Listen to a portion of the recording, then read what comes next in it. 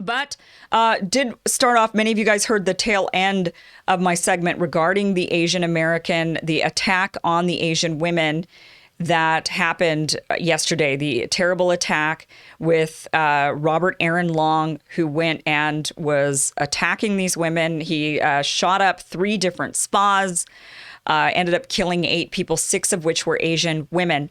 Now, my first thought when I saw this story was wait and see to get more information. Now, a lot of people were saying this, actually, it took a while for people to say that this was a racist attack and that Asians are being targeted. We have known that there is a rise in hate crimes against Asians that have been going on around the country. There has been a significant rise.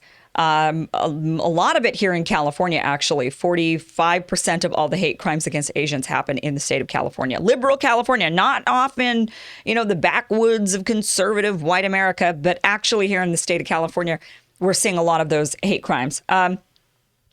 So one thing that I think really apparent to me when this story came out yesterday was that, first of all, I felt wait and see. And if you've been watching this show for the last couple of years, you'll know that that's the tone I've taken whenever there's been any sort of tragic event. And the media and people on social media, everyone's calling racism, white supremacy. They're very quick to jump on that. And if you've been watching this show for the last couple of years, you know I am not quick to jump on that train.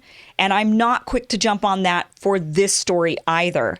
When I first saw what happened, I thought we need to wait and see. We can't just assume that this guy was racially targeting Asians because of some, COVID or whatever reason, and that he went and killed these Asian women for that reason. We have to wait and see. And it turns out that it's looking more and more like that was not a racially motivated crime at all. That instead, the crime was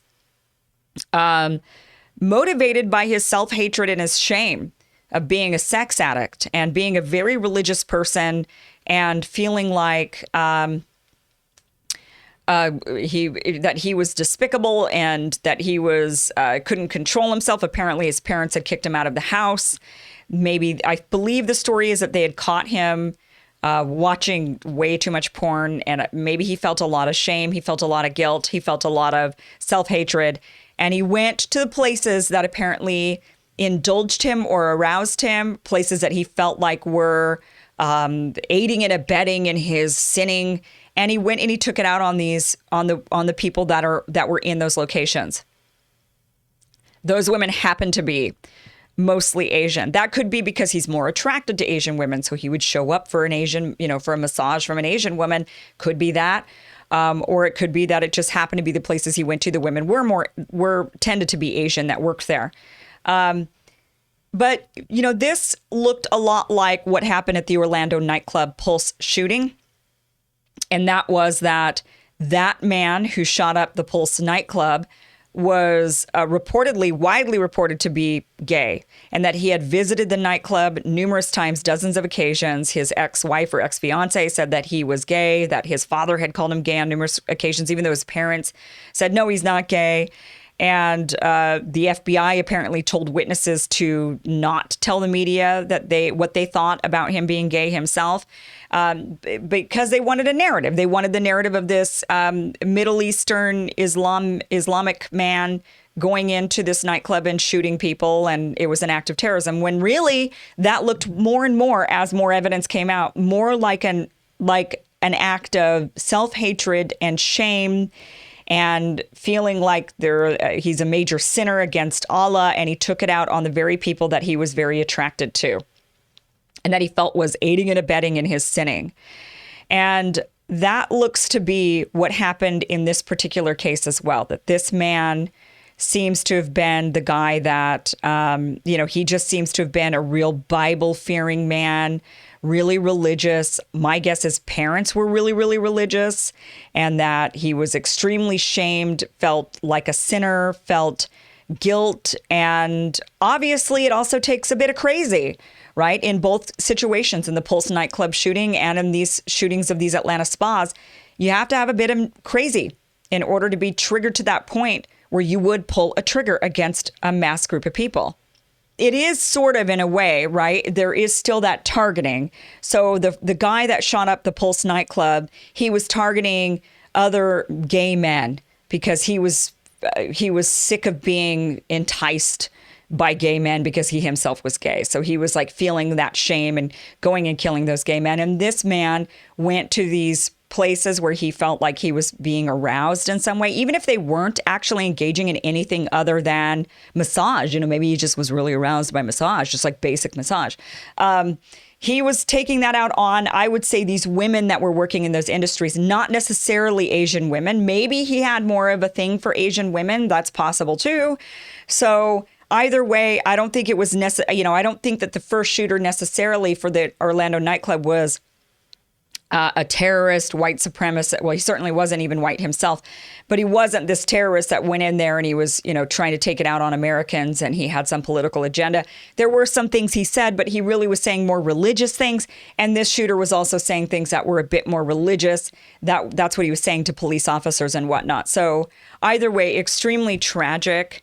And I think it kind of makes us have the conversation. And I think we've been having this conversation as a society for a while, but religion can do many great things for people. I don't demonize religion. I myself was very religious for a really long time. I was Mormon for many years. I converted to Mormonism when I was 14 or 15 years old. And then I remained pretty devout until I was about 28 years old. And so I don't have anything against religion at all.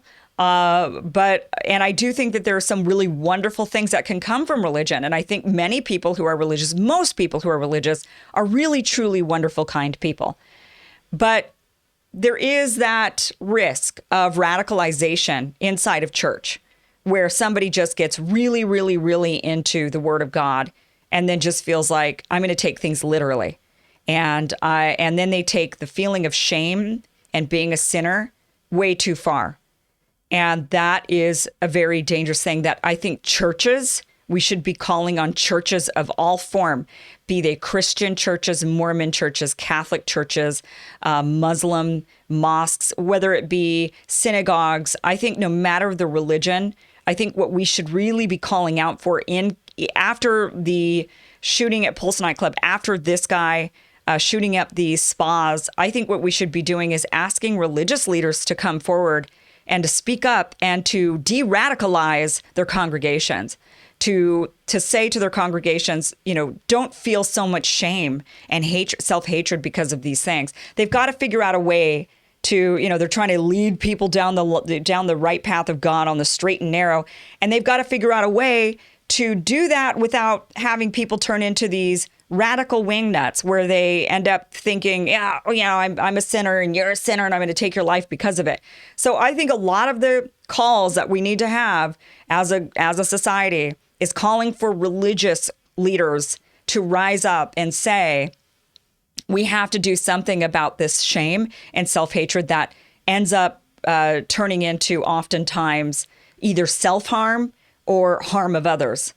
And that is a serious issue that is going on within religion. So that is ultimately what is going on with this particular story. Now, that being said, there are, of course, hate crimes that do go on around this country against a variety of groups, and they are on the rise against Asian Americans. And we're seeing, hate crimes on the rise.